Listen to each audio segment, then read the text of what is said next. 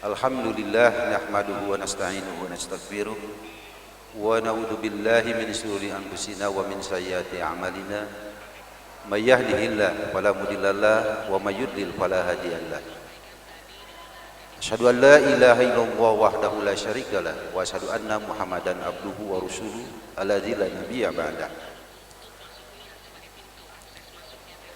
Hadirin yang kami hormati, selamat siang. Puji dan syukur kita panjatkan kepada Allah Subhanahu wa taala. Alhamdulillah berkat rahmat dan karunia-Nya pada hari ini pegawai Institut Teknologi Bandung dapat berkumpul untuk bersilaturahmi dalam rangka mengisi kegiatan di bulan Ramadan tahun 1438 Hijriah. Acara silaturahmi kita hari ini insyaallah akan diisi dengan sambutan Rektor Institut Teknologi Bandung dan diakhiri dengan ceramah Ramadan oleh Al-Ustadz Dr. A'am Amiruddin. Beliau adalah pembina Yayasan Percikan Iman. Kali ini mengambil tema dengan pelaksanaan saum Ramadan tahun 1438 Hijriah. Kita tingkatkan iman, ilmu, dan amal.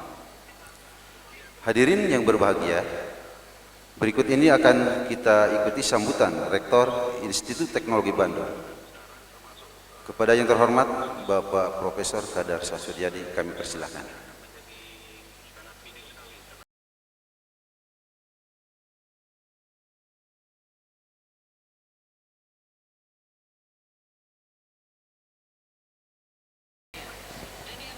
Assalamualaikum warahmatullahi wabarakatuh. Alhamdulillahirabbil alamin. Wassalatu wassalamu ala asrofil anbiya'i wal mursalin wa ala alihi wa sahbihi ajmain. Amma ba'du. Yang terhormat dan kita muliakan bersama Bapak Dr. Haji A'am Amiruddin, Ketua Yayasan Percikan Iman. Selamat datang Pak Am.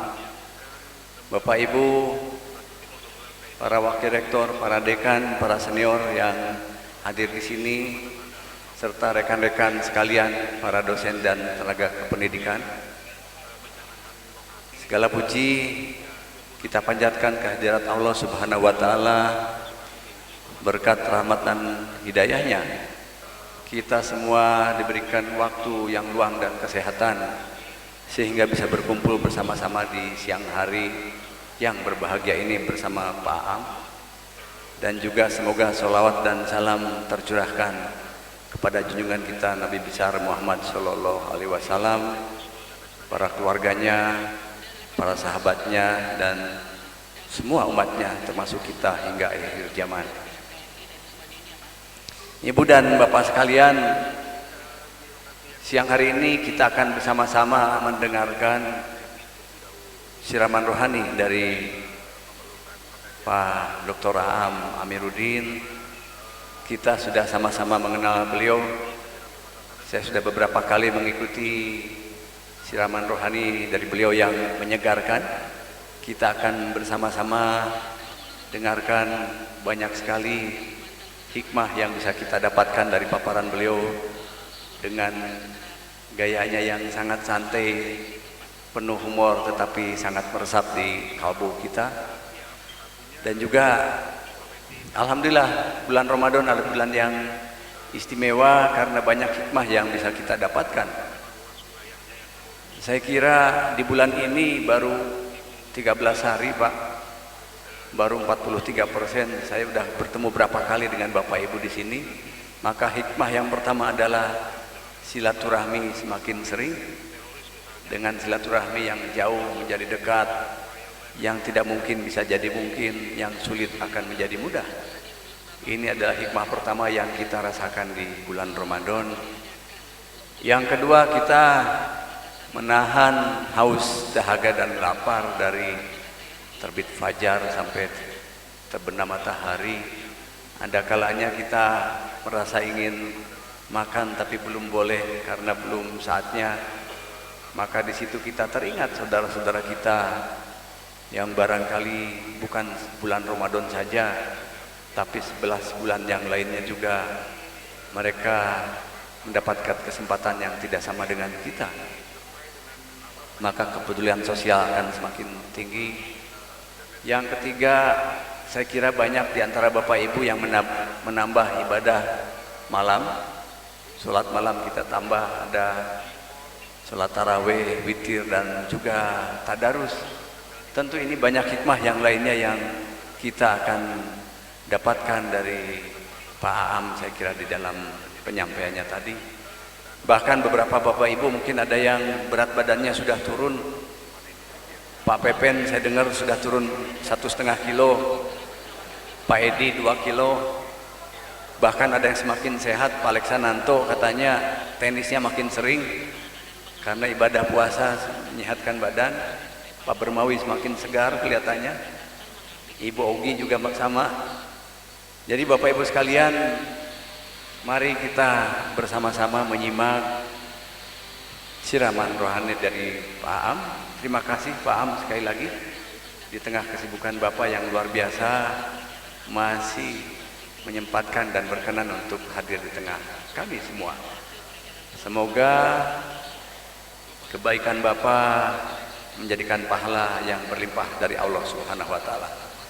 Terima kasih. Wassalamualaikum warahmatullahi wabarakatuh.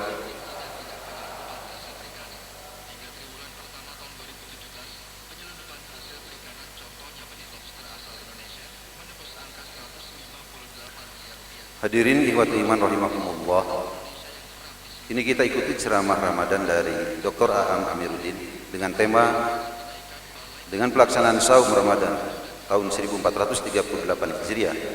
Kita tingkatkan iman, ilmu, dan amal. Kepada yang terhormat Al Ustaz Dr. Aam Amiruddin dipersilakan.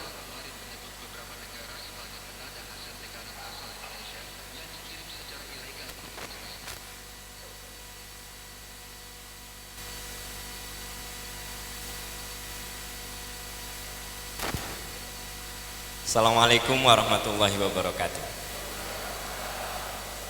Innal hamdalillah nahmaduhu wa nasta'inuhu wa nastaghfiruh wa na'udzu billahi min syururi anfusina wa min sayyiati a'malina may yahdihillahu fala mudhillalah wa may yudlilhu fala hadiyalah. Asyhadu an la ilaha illallah wa asyhadu anna Muhammadan abduhu wa rasuluh. Yang saya hormati Pak Rektor beserta para wakil rektor, para dekan, para dosen, dan seluruh keluarga besar Institut Teknologi Bandung. Bapak Ibu sahabat-sahabat sekalian, kira-kira 100 tahun lalu kita ada di mana?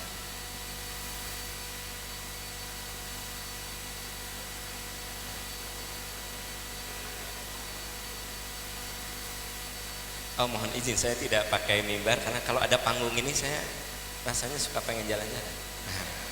Ibu 100 tahun lalu Ibu ada di mana, Bu? Ya, oke. Daripada meraba-raba, ya jawabannya ada di Al-Insan ayat 1. A'udzubillahi minasyaitonirrajim.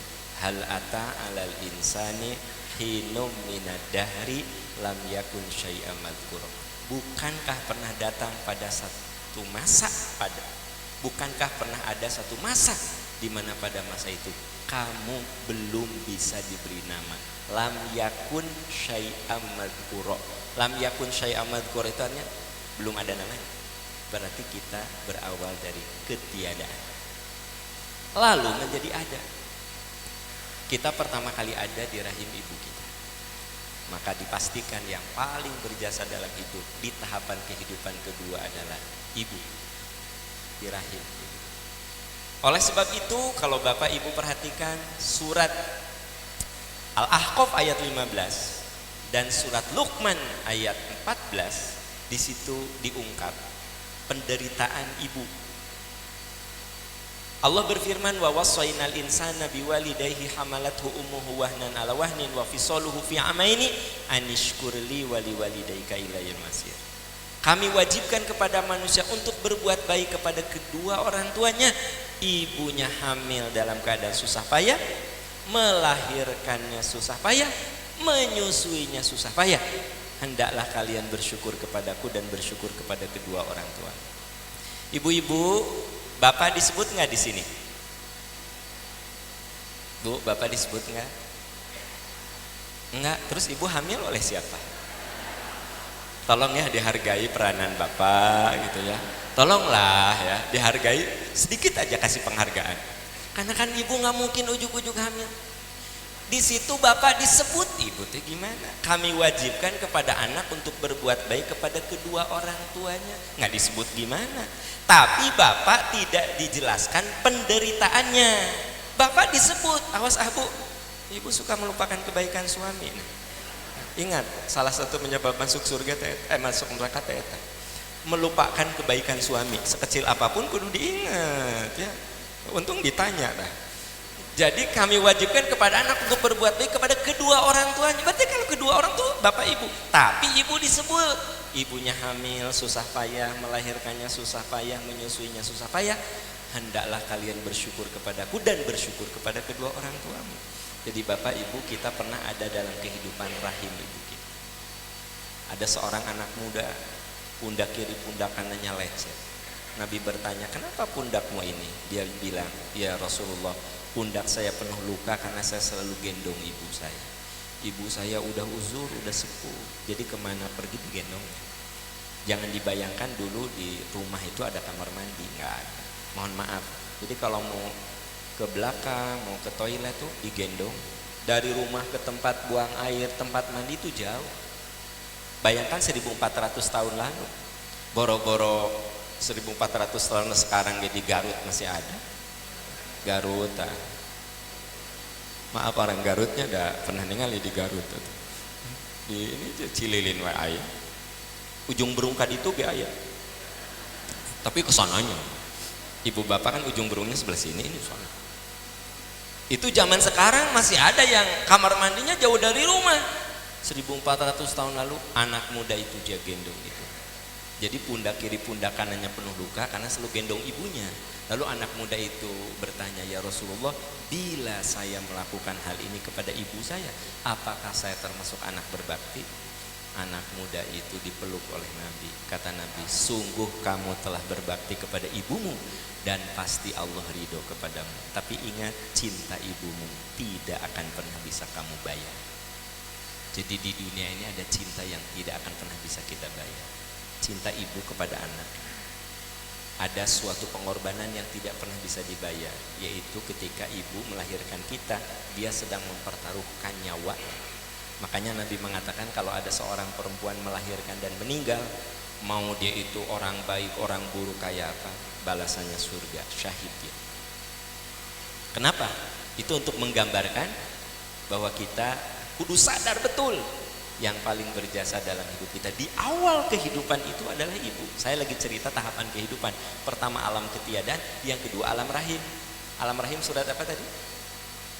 Nah, kalau Ramadan memang nutrisi ke otak agak lamban memang ya, memang. Surat apa lagi? Ulang. Ya, Al-Ahqaf 15 dan surat Luqman ayat 14 ya. Nah, ya, Al-Ahqaf 15 dan surat Luqman ayat 14. Itu yang saya sebut dua, masih banyak ya. Dua saja lupa lagi, apalagi banyak, udah dua aja. Tadinya mau satu sih sebenarnya. Nah, Bapak Ibu yang Allah muliakan, di ayat itu menjelaskan tahapan hidup yang kedua. Nah, kita balik ke cerita anak muda tadi.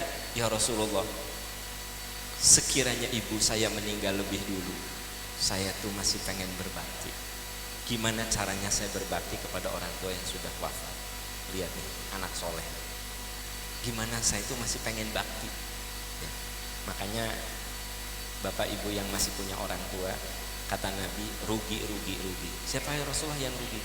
Orang yang masih punya orang tua tapi tidak dijadikan sebagai pintu surga. Jadi kalau punya orang tua tuh diperhatikan ya, minimal ditelepon bu. Kalau dia jauh dari kita, telepon, ma gimana kabar ya, ibu gimana kabar. Orang tua mah ditelepon gitu aja udah senang. Ada kan yang udah berminggu-minggu gak pernah nelpon, baru nelpon tuh kalau kedengaran sakit aja gitu. Nggak nelpon. Anda nggak punya pulsa, bilang saya juga jualan pulsa elektronik. Kalau memang Anda nggak punya pulsa, bilang sama saya, dikirim. Hanya sekedar untuk nelpon orang tua mah saya juga bisa ngirim, karena saya jualan pulsa elektronik. Maksud saya apa? Masa sih cuma sekedar 2 menit, assalamualaikum, ma sehat? Ya alhamdulillah. Ma gimana saumna? Orang tua mah senang. Pas ketemu anak, iya pun anak nelpon. Padahal saya itu sibuknya di dosen ITB, masih sempet nelpon ke emak. Bangga. Yang nggak sempet itu cuma nelpon 2 menit, apa susahnya? Makanya kata Nabi, rugi. Siapa ya Rasulullah? Orang yang masih punya orang tua tapi tidak menjadikannya pintu surga. Jadi kalau kita masih punya orang tua, dengar, jadikan dia pintu surga. Care, kasih perhatian, ada rezeki berbagi, sakit urus gitu. Ada seorang ibu ketemu saya, Pak saya mah sekarang udah nggak sempet lagi ke pengajian, ibu saya sakit kena stroke, jadi saya terus ngurus ibu saya. Saya bilang, teteh, itulah pintu surga. Si teteh nanti nangis, oh so sweet, so sweet gitu, nangis. Saya nggak Pak Rektor, saya nggak ngasih nasihat banyak-banyak, saya bilang, teteh, itulah pintu surga teteh. Jadi nangis, cuma satu kata itu pintu surga Anda. Enggak, teteh sing sabar itu mah kan bahasa biasa banget gitu ya. Iya, teteh yang sabar, itu bahasa biasa banget gitu ya. Akan nangis dinasihatin gitu ya. Apa? Itu pintu surga Anda. Jadi di sini ada orang tua yang sudah sepuh, sok urus pintu surga Anda itu. Nah, anak muda itu menjadikan orang tuanya sebagai pintu surga kan, makanya dia gendong segala macam. Tapi dia bilang, saya tuh masih pengen berbakti sama orang tua sekalipun dia meninggal. Apa kata Rasul? Ada 4 cara yang bisa kamu lakukan kepada orang tua yang sudah wafat. 1, jangan pernah bibirmu kering untuk mendoakannya sebagaimana mereka tidak pernah kering mendoakan kamu. Jadi artinya yang pertama, doakanlah selalu. Doakanlah. Bapak ibu jadi orang sukses, yakin itu ada doa orang. Kadang-kadang orang tua mah tiap ba'da sholat tuh ngedoain kita.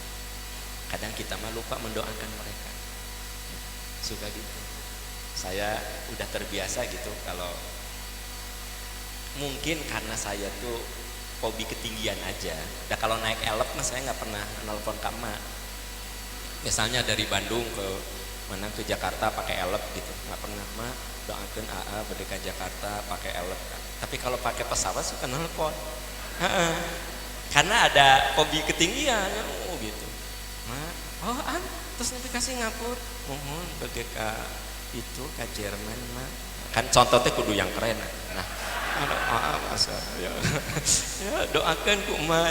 Kadang-kadang ibu saya ngomong gini, pokoknya tiap sholat ku emak didoakan anak-anak emak, satu-satu disebut namanya. Saya kaget, kenapa? Ibu saya mendoakan saya tiap sholat, tapi saya kadang lupa mendoakan beliau pada sholat. Ya mas, saya lagi curhat. Hari bapak ibu makan sudah selalu mendoakan ya, selalu kelihatan wajahnya, kelihatan wajah-wajah saya. Iya, saya waktu saya bilang, emak doakan anak-anak emak disebut namanya satu-satu. Jadi saking apa? Kan bisa saja orang tua bilang, ya Allah semoga anak-anak saya sehat berkah. Ya Allah mudah-mudahan Aam gini, Ali gini, gitu. Banyak lagi anak. Sebut satu-satu ya. Padahal saya cuma ngapalin satu, emak dah kok lupa saya. Nah, ini. Saya jadi berpikir, oh iya ya, kenapa Rasul mengatakan doakanlah ibumu, orang tuamu sebagaimana dia tidak pernah lelah mendoakan kamu. Yang kedua apa? Teruskan kebiasaan baiknya. Nah ini saya lagi cerita bakti kita kepada orang tua yang sudah wafat. Apa? Teruskan kebiasaan baiknya. Sok inget-inget, orang tua kita punya kebiasaan baik apa? Lanjutkan. Misalnya orang tua kita rajin saum Senin Kamis, beliau sudah wafat, teruskan. Orang tua kita itu kalau ada rezeki suka berbagi sama saudara-saudara, lanjutkan. Ya. Pokoknya apa sih kebaikan orang tua kita? Lanjutkan. Lanjutkan. Makanya kita sama anak-anak itu boleh bukan pamer, bercerita tentang kebaikan kita supaya dia melanjutkan. Gitu. Ya. Kalau ibu ada rezeki sini sayang, ini masukin ke amplop ya, ini untuk ini, untuk ini. Jadi anak tahu, oh si mama tuh kalau punya rezeki suka berbagi, kan jadi tahu. Siapa tahu kalau kita sudah wafat dia teruskan. Yang ketiga, wujudkan cita-cita baiknya. Bapak nanya, itu lihat musola udah pada bocor gitu, kalau ada rezeki direnovasi. Bapak saya meninggal, saya ada rezeki, wujudkan, renovasi. Itu namanya mewujudkan cita-cita baiknya ya. Tapi kalau cita-cita buruk, harapan buruk nggak usah. Ya, asa san ayah hadro cafe di Bandung. Begitu ibu saya wafat, langsung saya bikin hadro cafe. Pak Wali Kota nanya, nah apa Aam teh bukan meresmikan pesantren tapi hadro cafe? Iya teh, cita-cita ibu saya. Saya kayak itu nggak usah. Jadi cita-cita baik wujudkan, kebiasaan baik teruskan. Doa yang keempat apa? Bersilaturahmilah dengan saudara-saudara dan teman-teman. Nah, jadi biasakan kita silaturahmi dengan saudara dan teman-teman. Kan orang tua kita punya temen tuh, silaturahmi, pasti seneng dia, ya pasti seneng. Pasti dia bilang, ingat sama bapak kamu, mun bapak kamu ayah, pasti dia teh seneng, gitu. Ya, oke. Jadi ibu bapak, mangga dipasang dulu kursinya. Banyak yang berdiri pak, ada yang duduk di bawah, ya, kasihan. Pak Rektor di sini mah hebat ya, tiap pengajian begini ya, sampai ada yang berdiri gitu ya, luar biasa. Ada yang berdiri sampai duduk di sini. Silakan yang belum dapat kursi, kita lanjut. Bahwa tahapan kehidupan manusia itu satu alam ketiadaan, dua alam rahim. Tadi saya singgung bagaimana kita berbuat baik kepada orang yang pernah berjasa dalam hidup kita, yang pernah mempertaruhkan nyawanya untuk kita, yaitu orang tua, terutama ibu. Nah, baru setelah itu kita lahir. Oh ya, sebelum itu ada pesan penting. Ada anak-anak muda lagi yang bertanya, ya Rasulullah, kepada siapa aku berbakti? Ibumu. Siapa lagi ibumu? Siapa lagi ibumu? Siapa lagi bapakmu? Itu pesan apa? Pesan eksplisitnya kan jelas. Kita harus memuliakan ibu kita. Tapi ada pesan implisit untuk ibu-ibu. Bu, kalau jadi ibu, hati-hati. Omongan ibu itu kudu bagus, karena omongan ibu 3 kali lipat lebih tajam daripada bapak. Itu implisitnya, ibumu. Jadi kalau jadi ibu ngomong tuh kudu bener. Ya, maaf Bang. Ini saya khawatir terlambat ke sini. Kasih alarm. Jadi ibu kalau bicara kan kudu kaulan, omongan yang benar gitu. Sayang, matematika nilainya berapa nak? 5 bodoh sih ya. Bodoh mana? Jika bapak kamu bodoh. Bu, awas itu teh omongan teh doa. Apa kata anak teh? Yes, bapak orang ge bodoh. Matematika nilainya berapa nak? 5 nak? Berapa? 5. Mama dulu 3. Tapi mama belajar. Alhamdulillah tadinya 3 jadi 7. Kamu 5, kamu bisa 10. Anak mama belajar gerasok. Mama yakin kamu bisa. Nah, itu jadi ibu tuh ngomongnya kudu positif. Anak main game terus, kamu teh mau jadi preman ujung berung? Hah? Main weh. Mau jadi pengangguran? Hah? Bu, nggak boleh gitu. Kamu teh yang jadi rektor? Masa rektor main terus? Rektor mah kudu pintar atuh belajar. Nah, kan enakan gitu. Kamu tuh mau jadi presiden, masa presiden main terus? Kalau presiden main terus nanti harga cabai 700.000 gak? Namanya guys 200.000. Jadi, Bu, mendingan gitu marah teh. Ini malah ngomong, kamu tuh mau jadi preman ujung berung? Jangan, kamu tuh mau jadi bupati, kamu tuh jadi wali kota, kamu tuh jadi profesor, masa main terus? Nah gitu kan, enak lah gitu ya. Jadi bapak ibu, omongan tuh ibumu itu tuh maksudnya pesan implisitnya, tersiratnya. Kalau ngomong kudu hati-hati, lebih tajam 3 kali daripada bapak. Nah, Setelah kita ada di rahim, baru lahir sekarang dunia. Dunia itu ternyata sebentar. Andai mimbar ini bisa bicara, ada orang-orang yang pernah berdiri di mimbar ini sekarang sudah almarhum. Itu sebabnya kenapa saya hindari mimbar ini. Yang berani kan Pak Rektor tadi, nggak apa-apa. Hanya saya nggak berani. Jadi andai mimbar ini bisa bicara, ada yang pernah berdiri di mimbar ini, senior Bapak Ibu, senior kita, udah Pak. Atau mungkin junior juga ada. Jadi Bapak Ibu, ternyata dunia itu sebentar. Orang Indonesia itu 63, 67 selesai. Jadi kalau ada yang 70 tahun itu panjang umur. Ada yang 80 tahun itu istimewa. Kalau ada 90 tahun itu makhluk langka. Kan urutannya kayak gitu. Ya. Dunia itu apa? Nah, kalau dunia dibahas dalam berbagai ilmu, wah itu berjilid-jilid. Ya, buku. Saya ingin mengutip satu ayat saja yang menggambarkan hakikat dunia dalam surat An-Nahl 9697. Hakikat dunia. Apa itu hakikat dunia? Hakikat dunia menurut ayat itu banyak ayat lain. Hanya saya lihat ayat itu tuh sangat merangkum gitu loh. Apa dunia itu? Fana, ujian, berkarya. Jadi dunia itu fana. Tidak ada yang abadi di dunia ini. Ibu, kulit ibu waktu 17 tahun, Masya Allah, pipi ibu mulus sampai semut juga berjatuhan nggak bisa lewat. Saking mulusnya, tiap ayah semut jatuh, nggak mau kuatin, nggak akan kuat. Kenapa? Saking mulusnya itu pipi ibu. Mari kita lihat 30 tahun kemudian, itu semut lewat di pipi ibu, nyantai, kata semutnya, enak banyak tangga sekarang. Maksudnya sudah mulai keriput.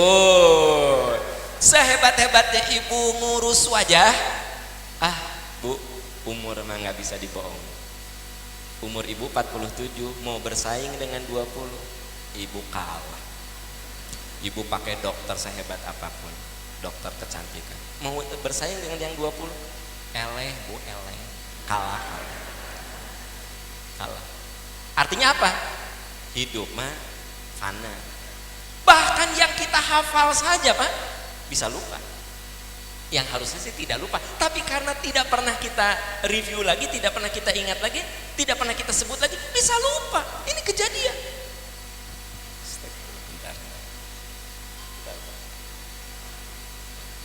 Ini kejadian. Kejadian apa? Waktu haji, saya sebut saja namanya si Fulan, Pak Fulan. Kalau istri Bapak siapa namanya? Saya mau manggil istrinya, mau ngasih penghargaan karena si Bapak itu luar biasa. Dari jemaah haji yang dibimbing, dia yang paling care terhadap istrinya. Ya, berdiri aja, Pak, nunggu siapa? Ibu, gitu. Kan ayah nunggu Bapak teh, lengit tuh gitu. Ayah teh, gitu. Ayah bapak-bapak ujuk makan di restoran teh. Ibu mana Pak? Duka cina di masjid gitu. Ya. Kalau Bapak ini mah luar biasa. Saya perhatikan diam-diam, nunggu gitu ya. Kadang dia nunggu setengah jam, nunggu istrinya gitu ya. Kadang-kadang kalau belanja ya istrinya mah nyantai aja gini nih, engal ya engal. Jadi bukan saya tuh ingin ngasih penghargaan ke si Bapak itu. Ya. Nah, dia bawa keresek. Kalau istrinya kan ya sambil larak lirik aja. Ayah perlu beli ini nggak? Kata suaminya gimana? Ya beli aja. Gitu kata. Wah pokoknya mah menurut saya itu dapat penghargaan, perlu dapat penghargaan. Pak, istri Bapak siapa namanya? Dia bilang Mama. Ya Mama teh saha. Saya ge manggil istri teh Mama. Astagfirullahaladzim, Mama gitu. Mungkin dia kan udah nikah 24 tahun Pak, manggilnya ke istrinya Mama sampai nama aslinya itu kedelet. Iya, lupa Mama ya gitu. Sebentar mau pasang kursi dulu. Luar biasa nih ya. ITB ini dahsyat Pak Rektor ya. Kalau majelis taklim sampai pada berdiri, biasanya kan konser yang kayak gini ya. Oh, biasanya konser. Ada yang kosong di sini boleh Bu, yang berdiri Bu. Saya tuh kayak orangnya teh kayak cuek, nggak tegaan ya. Ibu-ibu sebelah sini boleh. Ya. Oke ya. Ini mah kayak konser asli, ada yang berdiri sini. Saya lagi teruskan. Tadi teh sampai apa Bu? Oh mama ya. Ibu ini apa? Mama. Jadi si bapak itu teh istighfar. Astagfirullahaladzim. Siapa Pak? Astagfirullah. Mama. Akhirnya saya tanya, kalau sekretaris bapak saya Sinta. Kalau sekretaris saya tanya langsung Sinta. Istri Mama. Pak, Bu, ada yang salah nggak dengan bapak ini? Kalau sekretarisnya ingat langsung Sinta, Ari, istrinya Mama. Nggak ada yang salah. Kalau ke sekretarisnya kan tiap hari di kantor, Sinta coba ini, Sinta gini, Ari si bapak eta ke istrinya, Mama gitu. Akhirnya saya balik, silahkan istrinya Pak Fulan berdiri. Nah pas berdiri, ke depan Bu, ke depan gitu. Siapa Bu namanya? Wiwi. Saya bilang ke bapak, Wiwi Pak. Nah jadi artinya itu saya lagi cerita betapa fananya dunia saudara. Iya yang dihafal saja hilang. Makanya Bu kalau suami ibu bilang mama sekali-kali tanya siapa nama mama gitu, sekali-kali tes kan nggak enak kan kalau ada kejadian kayak gitu. Terus nah ibu ke sama papa, ini ada kejadian juga di salah satu mall. Ada ibu-ibu datang ke bagian informasi, Mbak tolong dong panggil suami saya, bilang saya tunggu di informasi gitu. Kata si Mbak bagian informasi teh, siapa Bu namanya? Ayah. Ya ayah teh saha. Akhirnya si ibu itu teh, sini aja deh, saya pinjam mikrofonnya. Ayah di sini Mama, ayah. Ayah, ini Mama tunggu di bagian informasi. Ayah kesini saja, ayah. Akhirnya si mikrofon itu direbut sama si ibu itu. Saya lagi cerita, ini apa? Fana, nggak ada yang abadi. Ya, fana. Yang kedua, dunia itu tempat ujian. Walanadziyannal ladzina sabaru bi ahsani ma kanu ya'malun. Selama kita hidup ujian. Dan ujian itu setiap orang beda-beda. Dan ada level-level. Ada kan, diuji oleh suami, diuji oleh istri, diuji oleh anak, diuji oleh pekerjaan. Terus, Bu jangan dikira suami ibu itu tetap. Suami ibu itu berubah. Sebentar. Kenapa? Bentar. Kenapa? Bukan, ada mama ya nih. Bukan ini, sebentar. Padahal saya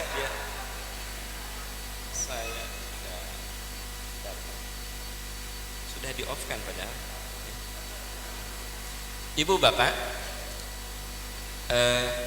setiap orang itu ada ujian.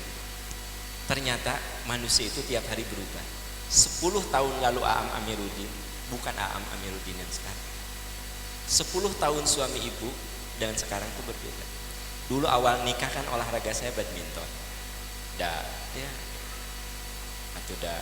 penghasilannya juga. Rumah ngontrak. Badmintonnya juga di lapangan RW. Jadi kalau hujan itu terjadi. Ya. 3 tahun kemudian sudah punya rumah tapi nyicil masih 14,5 tahun lagi.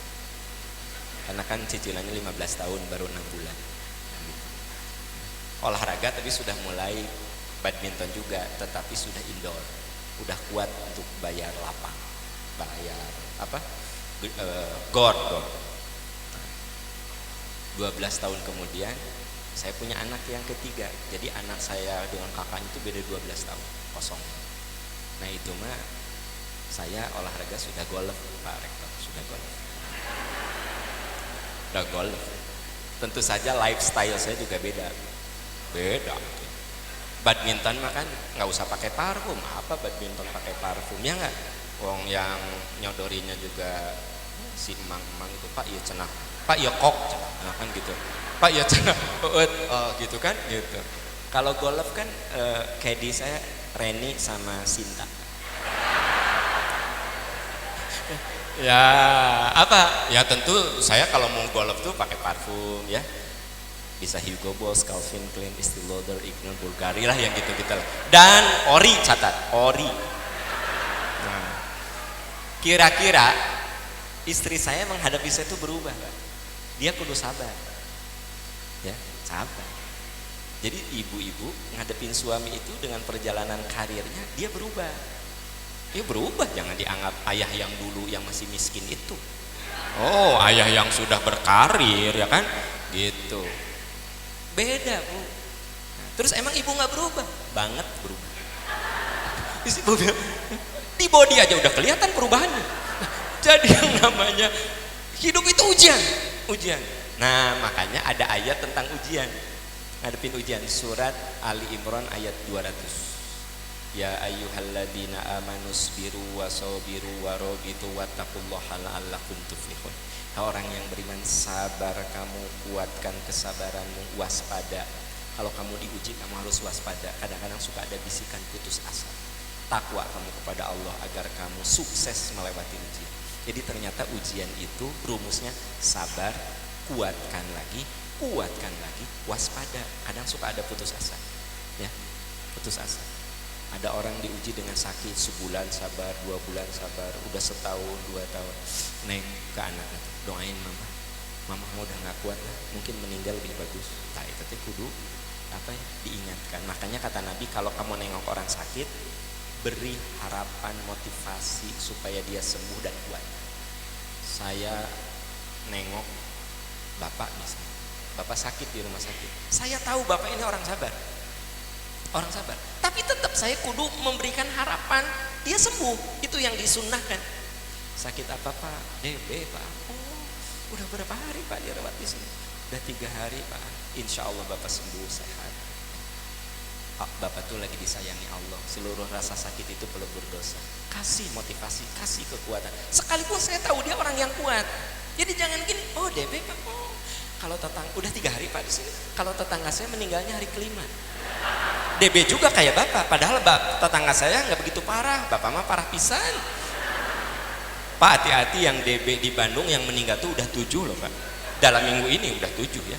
Saya nggak tahu besok lusa ada penambahan 8 apa 9 gitu. Walaupun benar jangan diomongin. Itu yang disebut isbiru sobiru robitu. Jadi ternyata hidup itu ujian, ya ujian. Terus yang ketiga apa? Hidup itu tempat berkarya, menanam amal. Ini fana, ujian, berkarya itu tuh ada di satu surat, surat An-Nahl 96-97. Man amila amalan min dzakarin aw untha wa huwa mu'minun falanuhyiyannahu hayatan thayyibatan. Jadi kalau kita ingin mendapatkan kehidupan baik dunia akhirat, beramal, tanam kebaikan. Manusia itu akan panen seperti apa yang dia tanam, cepat atau lambat. Rumusnya seperti petani sederhana. Kalau kita menanam cabai, pasti menuai cabai. Cabai juga ada jenis-jenisnya. Kalau saya menanam cabai keriting, tidak mungkin memanen cabai genot, cabai bulat, nggak mungkin. Keriting ya keriting. Genrenya cabai, masih cabai-cabai juga. Jadi sebenarnya manusia mah tergantung apa yang ditanam. Bapak Ibu ya beraktivitas di ITB, Bapak Ibu sedang menanam, nanti menuai. Nanti akan jadi sejarah bagi generasi berikutnya ya. Rumah tangga itu tempat menanam, nanti menuai. Kan ada seorang suami ada seorang istri ketika ditinggal wafat oleh suaminya, sedihnya luar biasa. Sampai dia bilang gini sama anaknya, kamu kalau jadi ayah contoh tuh bapak kamu. Tadi temennya bapak kamu kesini bertakziah, ternyata alhamdulillah bapak kamu jadi kantor nanti disiplin, jujur, tekun. Nanti kalau jadi ayah dimanapun kamu bekerja contoh bapak kamu. Berarti almarhum suaminya menanam kebaikan. Jadi jangan sampai istrinya ngomong gini ke anak yang paling gede, kalau jadi bapak jangan seperti bapak kamu. Ternyata bapak kamu itu troublemaker. Sampai pimpinan juga udah angkat tangan. Di rumah tangga juga bapak kamu teh gitu ya, 20 tahun teh nyakitin mama. Kalau jadi ayah jangan gitu.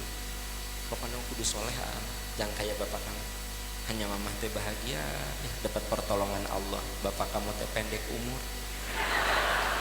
Coba kalau panjang umur, mungkin mamah itu penderitaannya panjang banget.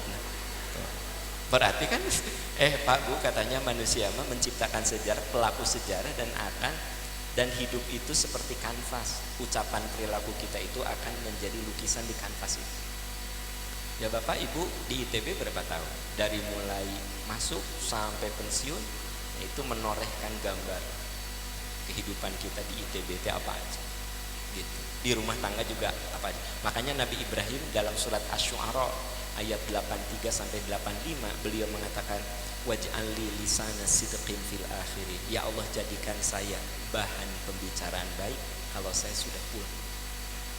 Jadi kata Nabi Ibrahim, ya Allah, jadikan saya bahan pembicaraan baik, lisana sidq, omongan bagus bagi diomongkan bagus oleh generasi berikut. Gitu. Kenapa? Emang dunia itu tempat berkarya. Jadi ternyata dunia itu dirangkum dalam 3 kata: fana, ujian, berkarya. Gitu. Dan dengan perjalanan waktu, pelan-pelan kita mendekati pintu, namanya pintu kematian. Ini tahapan keempat. Jadi pertama alam ketiadaan, 2 alam rahim, 3 alam dunia, 4 pintu. Saya sebutnya alam, tapi pintu, karena Allah menyebutkan kematian itu da'iqah, sebentar. Jadi sebenarnya roh lepas dari jasad itu yang disebut dengan kematian tuh, roh itu lepas dari jasad sebentar itu. Ya. Kata para ahli hikmah, kalau kamu sakit, sesungguhnya kamu boleh jadi sedang ada di teras menuju pintu kematian. Kalau mau ke sini kan ada teras. Nah, orang sakit itu sedang di teras kematian. Kenapa? Keumumannya orang itu meninggal diawali sakit. Makanya disebut sakit itu dalam peribahasa Arab, sakit itu teras kematian. Gitu. Walaupun ada juga yang tidak sakit dulu, ini mah keumumannya. Berarti yang namanya kematian itu pintu. Gitu. Dan menurut surat Al-Munafikun ayat 11 serta surat Luqman ayat 34, kematian itu pasti, tapi misterius sebabnya, misterius waktunya, misterius tempat. Ini kalau Bapak Ibu baca di surat apa? Surat apa? Al-Munafikun ayat 11 dan surat ya, surat Luqman ayat 30. Di situ jelas dikatakan bahwa kematian itu misterius sebab. Gak akan tahu sebabnya. Ada tentara Pak, Bu, tentara namanya, pasti pegang peluru, senjata, meninggalnya ternyata makan kerupuk seblak, diare, maut. Kabayang tuh, itu tentara yang segitu, dia pernah ke Aceh, dia pernah ke Timur waktu itu, desingan peluru sudah biasa di telinga kiri, telinga kan, maut nate, makan kerupuk seblak. Ya, kerupuk seblak, diare, meninggal. Tapi ada orang yang belum pernah dia lihat peluru, tapi meninggalnya kena pelurunya. Itu kematian itu misterius sebab, misterius waktu. Ya, Pak Bu nonton ada video di rumahnya Ibu Khofifah, seorang ustadz lagi baca Quran. Ya, baca Quran itu coba surat Al-Mulk. Saya tonton, baca ta'udnya sempurna, baca bismillahnya sempurna. Maksudnya seperti tidak ada tanda apapun. Ya, kebayang berapa menit itu. Baca tabarakalladzi biyadihil mulku wa huwa ala kulli syai'in qadir alladzi khalaqal mauta wal hayata liyabluwakum ayyukum ahsanu amala wa huwal azizul ghafur alladzi ayat 1 dan 2-nya lancar. Berarti hidup dan mati tipis. Maksudnya apa? Betapa misterius kematian. Misterius. Ada salah seorang saudara saya 3 tahun yang lalu di bulan Ramadan bawa Quran.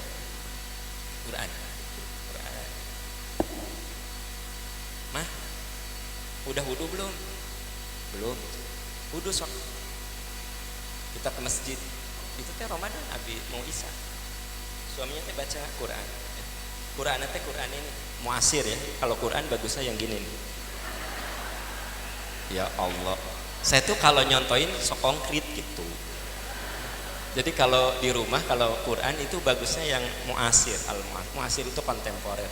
Maksudnya gampang dicerna terjemahnya, ya kan? Jadi dia itu lagi baca Quran yang keren terjemahannya kayak muasir. Bu, Pak, lagi baca gitu, ya. Kata dia teh ke istrinya, sok mama wudhu, nanti kita pergi ke masjid Isya. Istrinya wudhu kan.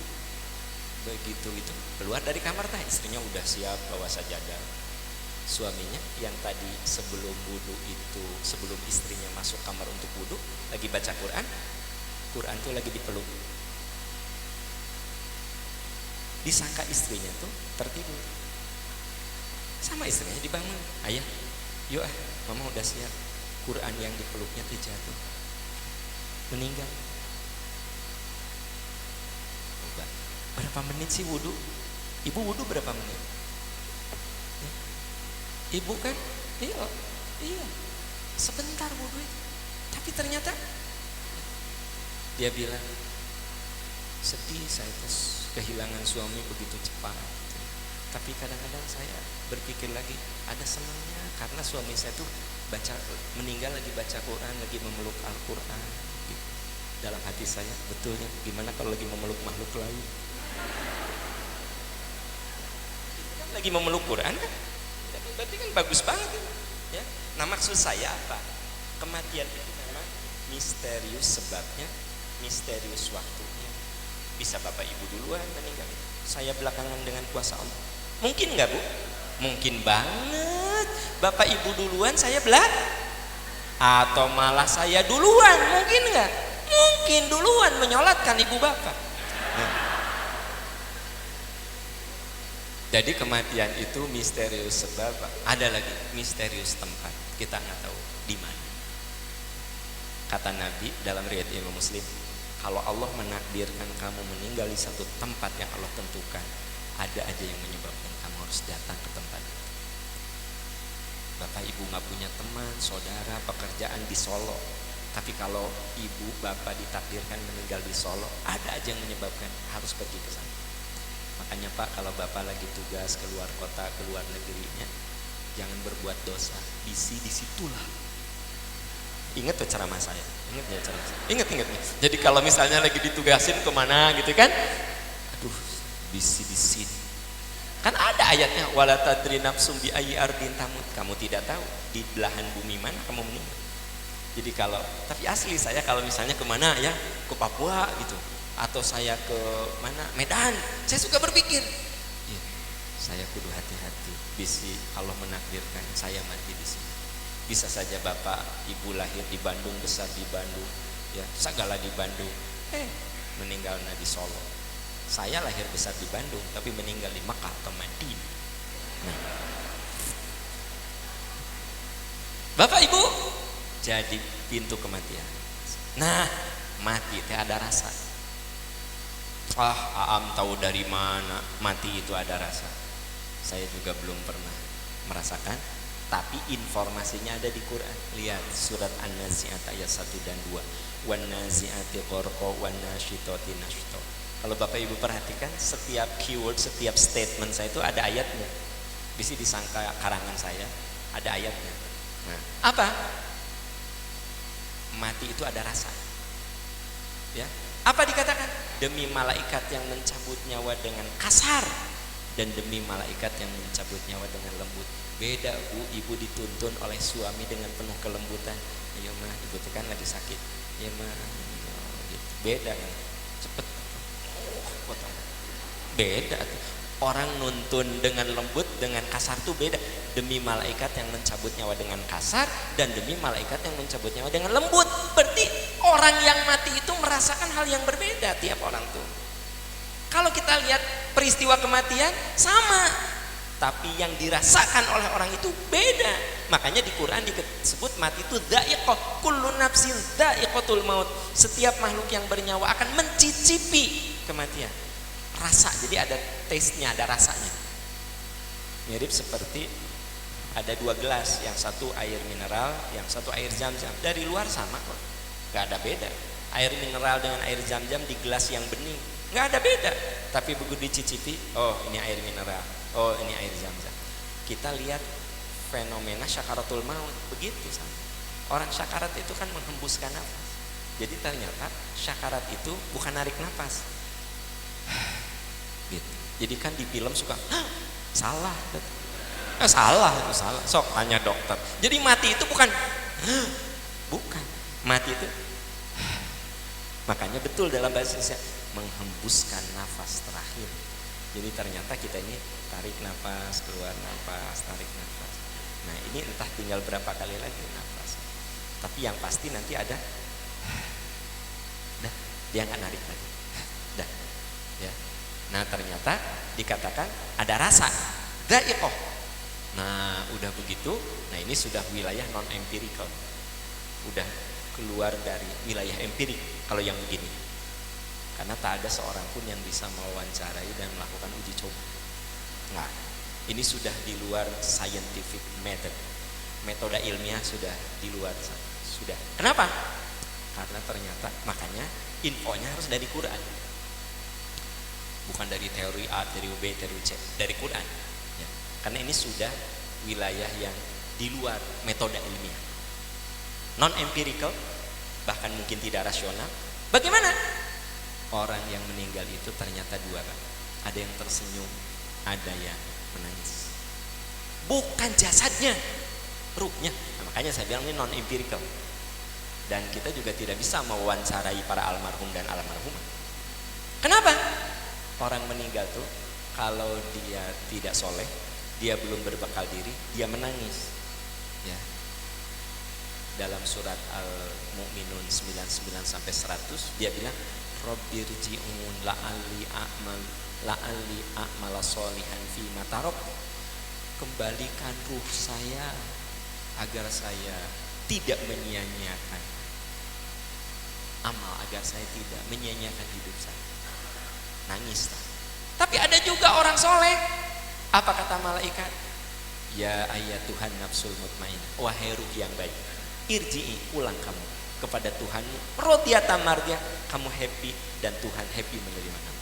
Senyum. Jadi dua-duanya ada di Quran Pak. Yang menangis itu di Al-Mu'minun 99-100, yang tersenyum itu di Al-Fajr ayat 27. Al-Fajr ayat 27. Jadi orang yang baik, orang yang soleh, orang yang menciptakan kebaikan dalam hidupnya, ketika meninggal dia tersenyum. Kenapa? Malaikat mengatakan ruh yang baik pulang kepada Tuhan, kamu happy, Tuhan happy menerima kamu. Senyum, happy dia. Sementara yang satu lagi tidak beramal, dia bilang Rabbirji'un la'alli, kembalikan saya agar saya bisa berbuat kebaikan. Gitu. Nah makanya kalau orang soleh mah ingin segera dikuburkan. Begitu dibawa ke liang lahat, rohnya akan mengatakan qadimuni, cepat saya kuburkan, cepat saya kuburkan. Begitu dikuburkan, datang malaikat, nam solihan hatta yab'atsakallahu yaumal qiyamah. Tidur kamu yang tenang sampai Tuhan membangkitkan di hari kebangkitan. Maka nikmat kubur itu merupakan kebahagiaan bagi orang-orang soleh. Tidur. Ila yaumi yub'atsun, sampai dibangkitkan berapa tahun? Entah juta, bukan hanya ribu, bisa saja juta. Lihat Nabi Adam yang sudah wafat sekian ribu tahun lalu, kan sekarang di alam barzah. Sampai kapan ini kiamat? Tak ada yang tahu. Jadi jangan percaya kalau ada yang meramalkan kiamat tahun sekian, kan bagtatan. Ya, tidak bisa diprediksi. Gitu. Nah Bapak Ibu sahabat-sahabat sekalian, orang yang tidur itu selama apapun asa sebentar. Coba Bapak di Jumatan, kalau tidur 2 menit dah, ujug-ujug komat, bahkan gini, nah guys komat deh, gitu, dah bobo, gitu.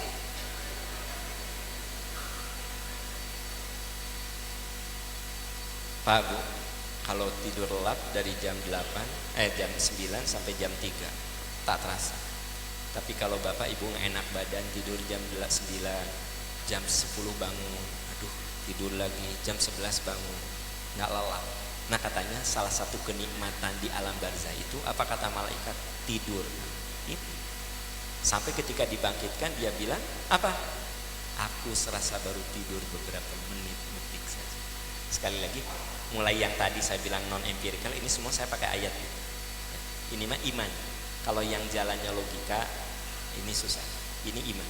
Kalau Anda nggak percaya, cobaan. Tapi kalau udah nyoba, nggak usah lapor. Datang acolok-acologan malam-malam ya. Yang lu katakan benar, nggak usah. Saya mah cukuplah dari Quran juga, cukup saya. Nah, gitu. Nah, Bapak Ibu, jadi ternyata tahapan kehidupan itu pertama alam ketiadaan, kemudian alam rahim, alam dunia, pintu mati, yang kelima alam barzah. Alam barzah ini apa? Alam yang ada di antara irisan dunia dan akhirat. Kenapa saya katakan di antara irisan itu? Karena saudara-saudara kita yang sudah wafat, dia sudah ada di alam akhirat, tapi di level barzah. Makanya Nabi mengupamakan barzah itu seperti apa? Coba celupkan tanganmu ke lautan, angkat, maka air yang nempel di telunjukmu itulah hidupmu, dan samudra adalah alam setelah kematian kamu. Kebayang? Ambil ya, dunia itu yang ada di telunjukmu, air yang nempel di telunjuk kita itu dunia. Barzah, kubur, itu ada samudra itu sendiri, menunjukkan apa?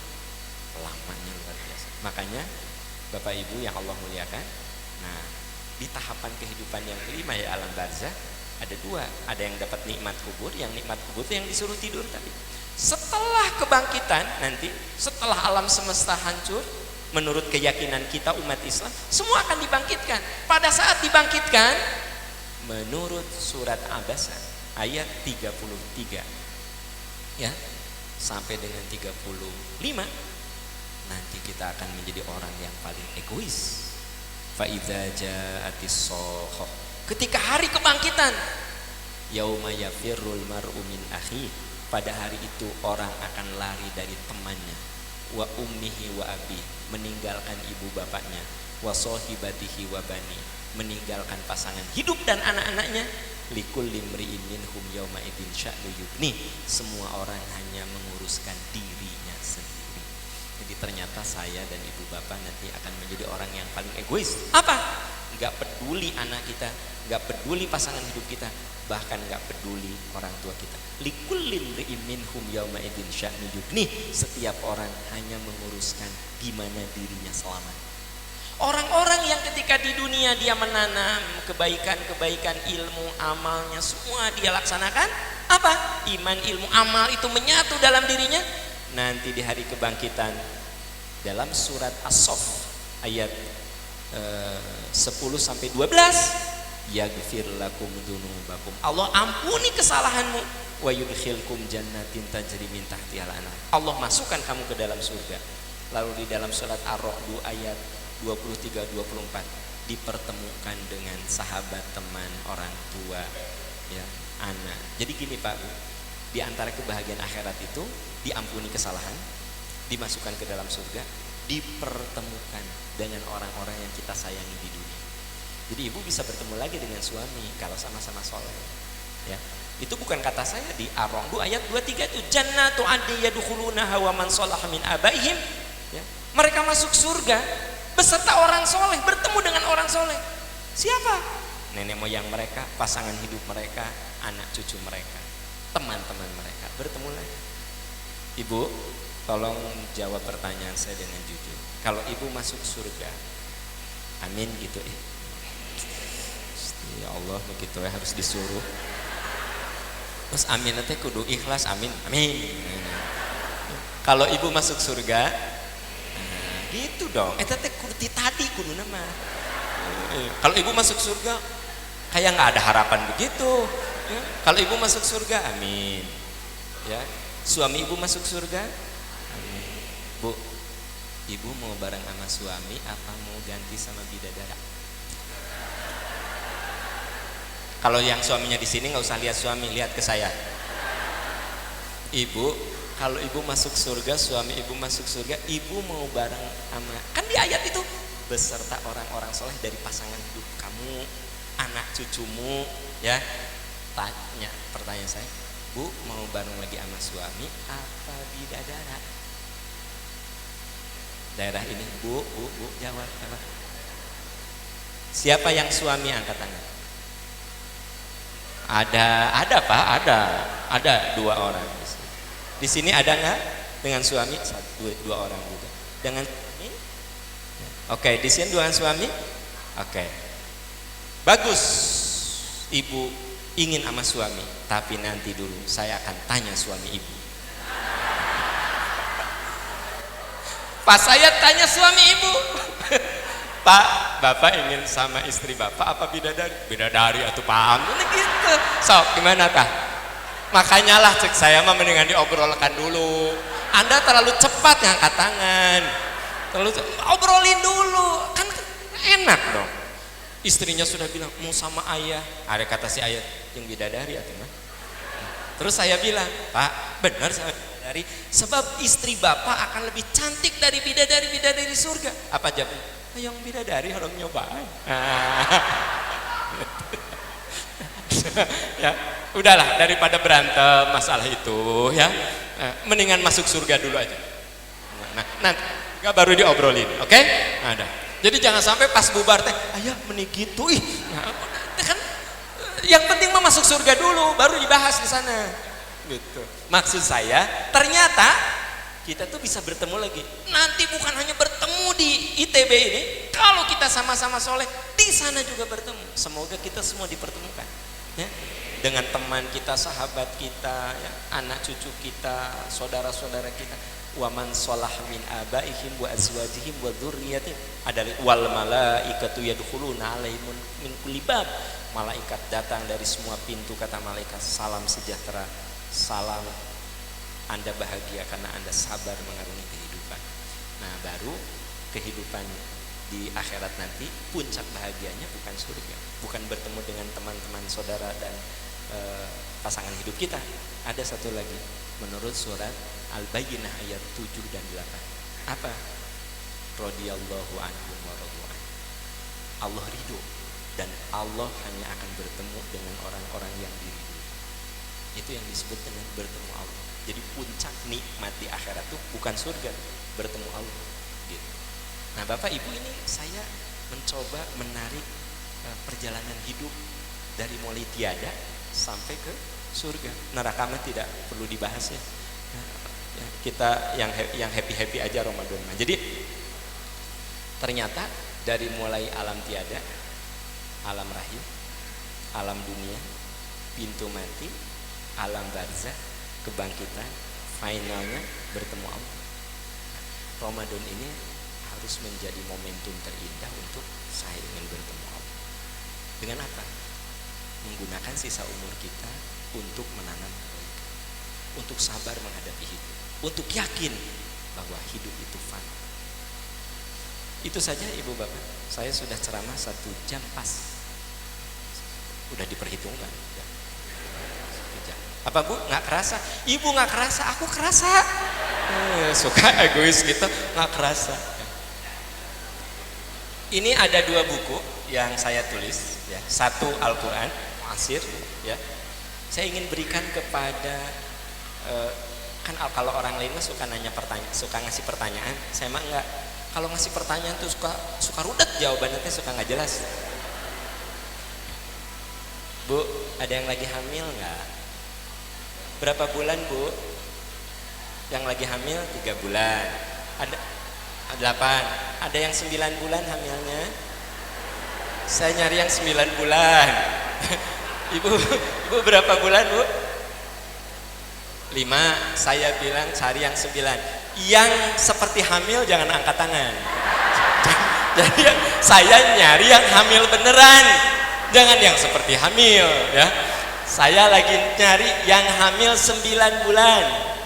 Teteh hamilnya 9 bulan? Ya, ini Teh, ini Quran Mu'asir. Ini Quran diterjemahkan sama Pak AA. Nah, ya. Boleh, panitia deh, nggak apa-apa. 9 bulan ya Teh ya? Diperkirakan lahir kapan? Lebaran ya. Mudah-mudahan sehat, putranya soleh ya. Ya. Nanti dibaca ya, baca. Ya, jadi kan Quran itu diterjemah oleh Kemenag ya. Itu Kemenag udah bagus terjemahannya. Tapi udah lama belum revisi. Sehingga anak-anak sekarang tuh rada susah mencernanya. Akhirnya tahun 2009 saya ulang Quran itu selama 3 tahun dari 2009 sampai 2011 saya kerjakan. Dan lahirnya tafsir Mu'asir. Mu'asir itu kontemporer. Jadi tidak ada beda dengan terjemah manapun, hanya cara penerjemahannya lebih gampang dicerna gitu.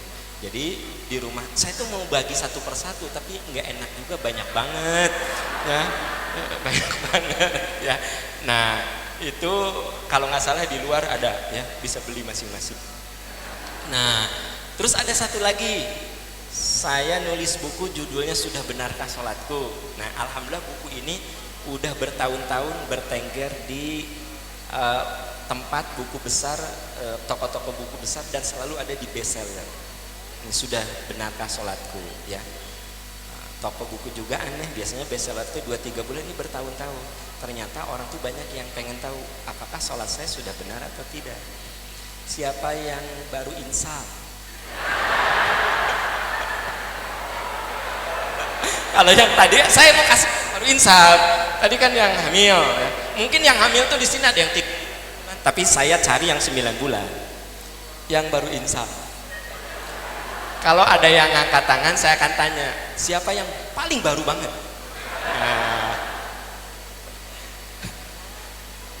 Teman teh nu ngaku kita mal-mal ya, ya sudah semua ya.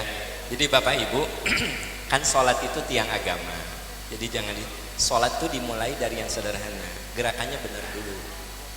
Itu kalau saya lihat orang sholat gerakannya banyak yang salah, takbir saja, cara berdiri saja salah. Ada yang kalau sholat, iya Pak, rapat Pak, rapat bahu bukan, ayo Pak, rapat. Gitu. Ini saya suka aneh di masjid itu kan, ayo rapatkan kakinya, rapatkan. Pekan udah ditekan nggak mau, mana nanti kia, ayo Pak rapatkan. Gimana sih? Yang dimaksud rapatnya bukan kaki, bahu, Pak bahunya rapatkan gitu. Kan kalau bahu mah semua sama. Kalau coba kakinya rapatkan, jauh, coba rapat. Oh, gitu. Yang paling parah orang itu nggak mau merapat, akhirnya kia udah mana yang rapat. Masa sholat begini gimana sih? Nah, itu contoh sederhana. Makanya saya tulis Sudah Benarkah Sholatku. Cara takbir aja, macam-macam takbir ya. Kalau Bapak Ibu lihat.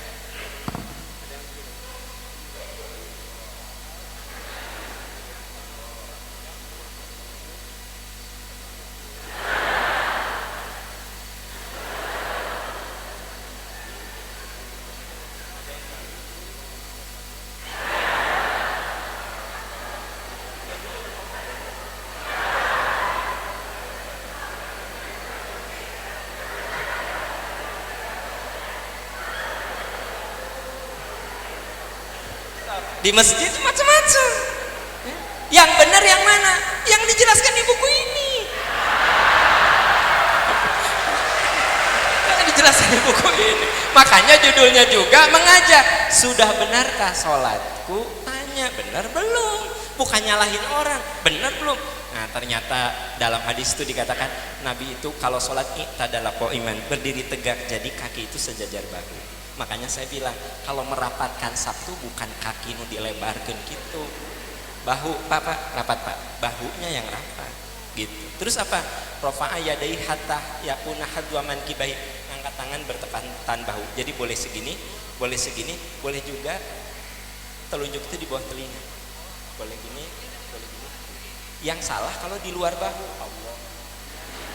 Yang di mertua ditampil. Allah. Kan rada kehel kamar tua.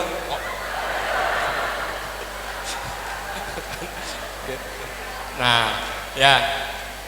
Terus karena Rasulullah melarang ya, mamanya apa? Mutahasiron. Sebenarnya Rasul melarang kalau sholat itu Allah. Apa dah nggak ergonomik? Begini Pak, ya. Di antara pusat. Jadi dada itu maksudnya maaf Bu, di bawah payudara. Ibu jangan dada teh nyepengan payudara berarti ya. Gitu. Ya. Iya, dada teh. Jadi kalau di dada ada yang sampai sini, ya, terlalu atas di sini, gitu ya. Nah, mata ke tempat sujud kita, bukan tempat sujud orang. Yo, sini. Wah, pokoknya mah kudu baca buku ini aja, kudu aja. Kalau enggak dah, ya. Bapak Ibu, sebenarnya nanti kapan-kapan harus ada semacam pelatihan sholat benar. Itu maksudnya itu kecil tapi ya dimulai khusyuk itu dari benar. Makanya kata Imam Ghazali, supaya kamu khusyuk mulai dari tumakninah. Apa tumakninah? Gerakannya benar dulu, rukunya, sujudnya. Nah nanti baru penghayatannya gitu ya, dan seterusnya. Makanya yang dilatih itu cara sholat benar, bukan cara sholat khusyuk. Dah khusyuk mah personal. Ini personal. Nggak bisa khusyuk diajarin. Bisa gitu? Nggak. Khusyuk personal.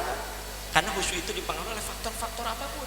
Bahkan faktor yang ada di diri kita juga. Makanya kata Nabi, kalau kamu lapar makan dulu. Kenapa? Supaya lebih khusyuk. Maaf, kalau kamu menahan yang harus dikeluarkan, ya keluarkan dulu.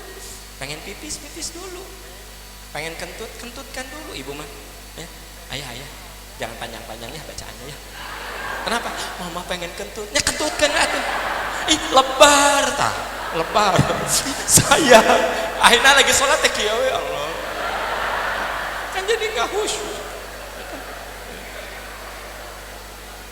Ya. Siapa yang ibunya udah sakit lebih dari 10 tahun? Ibunya sakit lebih dari 10 tahun.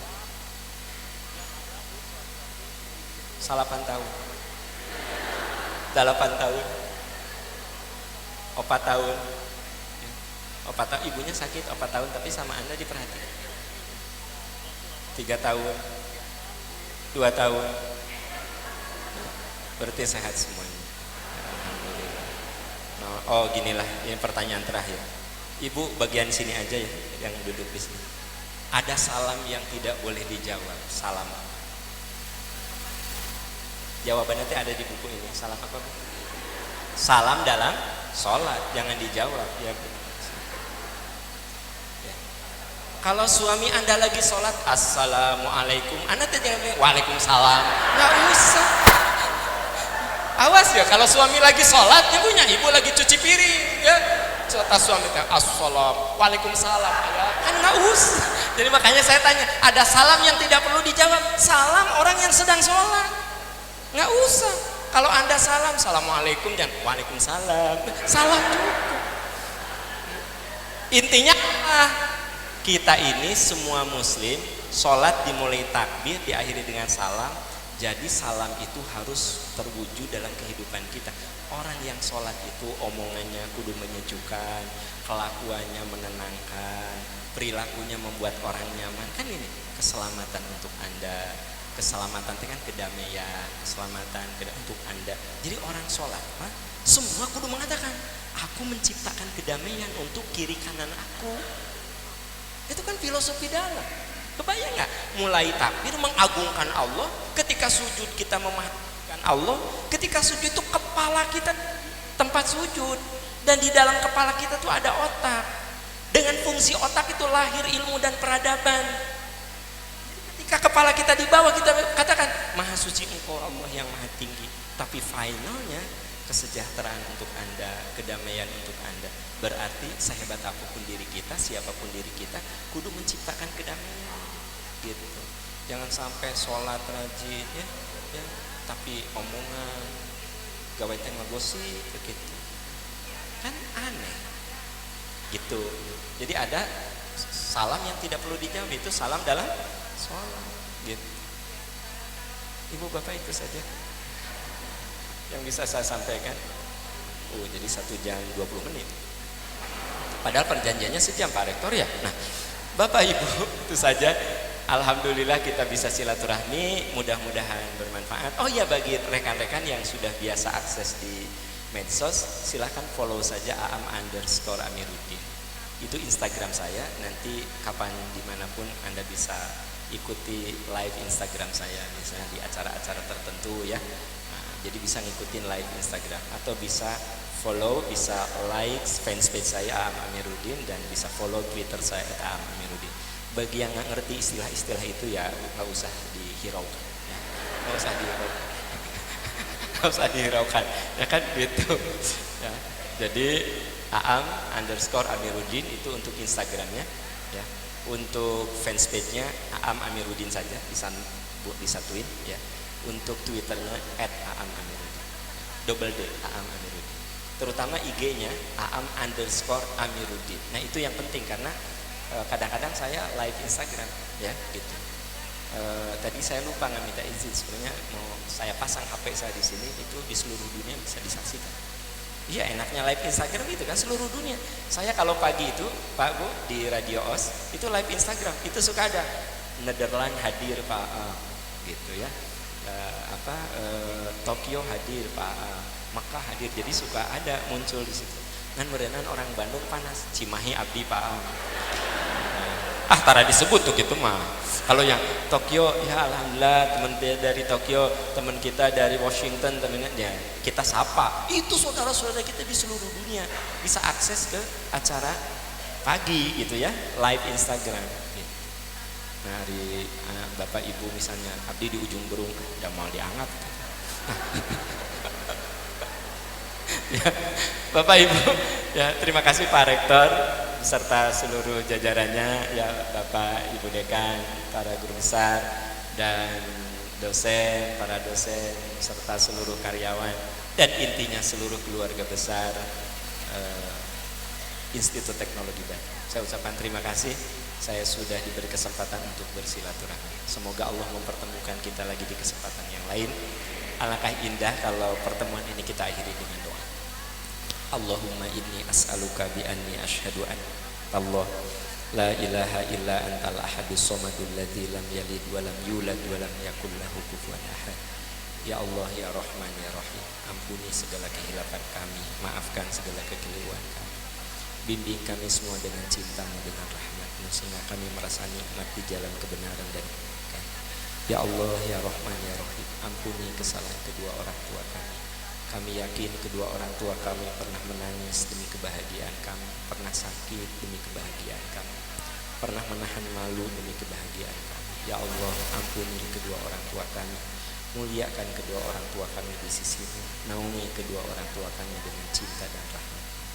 Ya Allah ya Rahman ya Rahim, kami yakin cepat atau lambat satu saat kami akan berpulang kepada-Mu. Ya Allah, beri kekuatan agar sisa umur yang Engkau titipkan kepada kami bisa isi dengan amalan-amalan terbaik sehingga menjadi bekal saat kami berpulang kepada-Mu.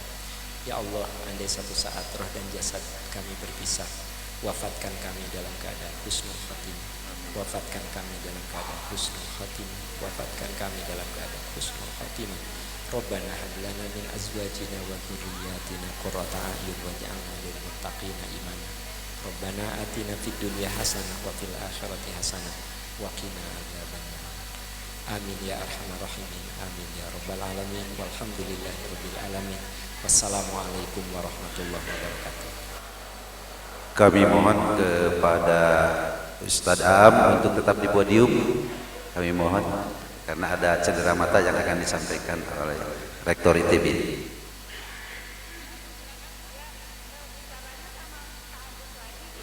Begitu juga untuk teman-teman dari ITB, dari panitia, dimohon untuk tetap di tempat duduknya karena ada buah tangan dari ITB yang akan disampaikan.